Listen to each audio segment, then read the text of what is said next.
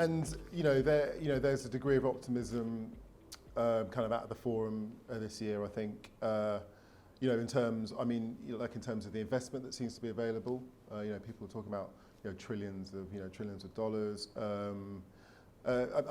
Do you kind of share that degree of optimism about the future and clean energy and kind of there being a sea change within Africa, kind of on that front? Yeah, absolutely. There's a lot of investment looking for a home, as we've seen this week. There's lots of developers, investment banks here at this conference. Seeing and lots of discussions I've had with those banks about projects they're looking at, and we're talking to them about some of ours. I think the real challenge is having the right structures that external financing can work and be effective. We often hear the challenge that it's hard to find a bankable project, so it needs everything in line for that capital to be securely put to work. Whether it's the technology or the operating provider, people like Aggreko who are well experienced at operating in difficult environments, or the regulatory framework allowing it to work, or even governments making sure they facilitate payment and that type of thing. So there's all those factors you need to consider. But those are the factors that we need to overcome, and we will overcome to put all that investment to work. Absolutely. Do you think that that element of sort of developing the infrastructure to enable kind of all these kind of projects to happen? I mean, obviously your company has got a great track record in working in Africa. Do you think that's something which others might have overlooked because there's a lot of expenditure kind of invested in that element of things? Yeah. Look, I think what's often overlooked is actually the ability to operate in a country, right? So, Africa's 55 countries, and they're all different. They've all got different, history, challenges, geography, whatever. Very, very different. And we employ over 1,000 local Africans in the countries we operate to make sure that we have teams who understand the environment they're in, can make things work, and can actually fulfil the obligations of these contracts, which is often half the problem. And over time, we started that process with, we're from the UK, so expats were going and doing the deals.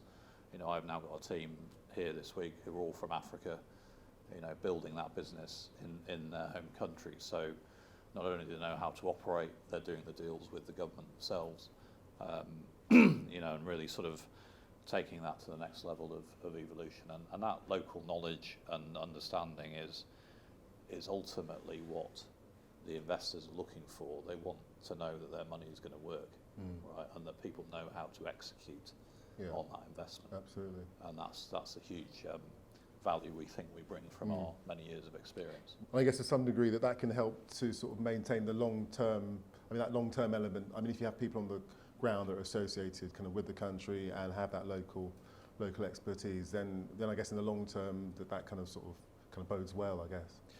Yeah, look, I think it does two things. One is it helps us operate the service we're providing, whether it's for 1 year or 3 years or however long. But it also invests in a legacy. I like to say I've had people who worked for us, Africans who've worked for us for 20 years, who are now senior leaders in the business. They're senior people in the industry. They're taking that sort of expertise they've developed through a global organisation into their own communities, and that I think that's really important. As we invest in these new technologies, that we make sure that the individuals in those countries are on the journey with us. Of course. Okay, I'm going to go back to script. So this is a really kind of broad question. Which is the one solution to help Africa? Should we? That's a really broad question. We have kind of answered it. It's kind of, there's this kind of idea that there isn't a one. There isn't one, but yeah. do you want to kind of elaborate? Well, look, I think as I've already said, there's a lot of countries. They have different degrees of resources, whether it's access to hydro, access to gas, good solar penetration, good wind. So the reality is it needs to be done which often is a country level strategy. I think if I looked at a common denominator amongst those countries from our perspective, then the hybrid power plant solution is one that you can deploy into rural or regional communities, which brings you a combination of thermal power but with renewable and storage. So it's a lot cleaner than the normal, and it runs 24/7. And that brings a generation of power directly to those communities, and often the barrier for them, because as we all know, some African countries are the size of Europe, right? The DRC is as big as Europe. It's a real challenge distributing that power, and very expensive to build grids. So this takes away all that sort of challenge of actually how do you distribute it to the communities. You can take the generation to them, whether it's communities or industrial operators or mines or whatever it might be. We think that's a real sort of key to unlocking this in the future. Okay. How can Aggreko support Africa's journey? Well, I think we will continue to do what we've been doing. I was talking to someone today who signed the first contract with Aggreko in Africa in 1998. So we've been on the journey in Africa for a long time.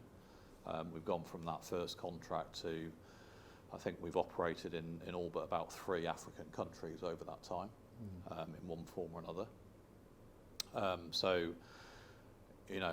Some key things: bringing our innovative solutions to solve whatever the mix problem might be, would be one.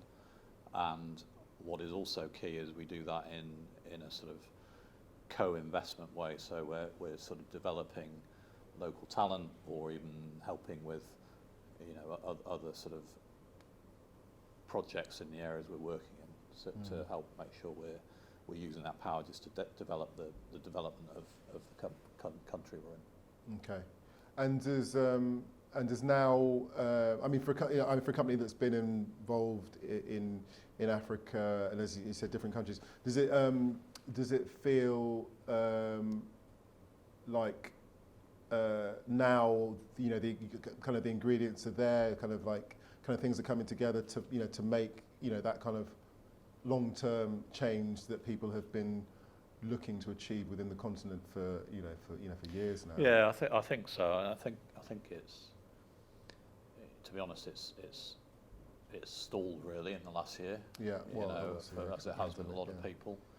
It feels a bit like we're picking up a dialogue that was started a couple of years ago and perhaps has sort of stalled a bit, but it feels like it's coming back in an accelerated way, probably because COP26 has timed itself to be as we come out of the pandemic, and in that time it's clear that lots of countries in Africa have been thinking about some really sort of ingenious ideas and concepts to solve the problem of energy poverty, as well as doing it in a cleaner way. So definitely the time's now. Lovely. Excellent, John. Thank you Great. very much for joining us. You're very welcome. Do enjoy the rest of the conference. Thank you very much.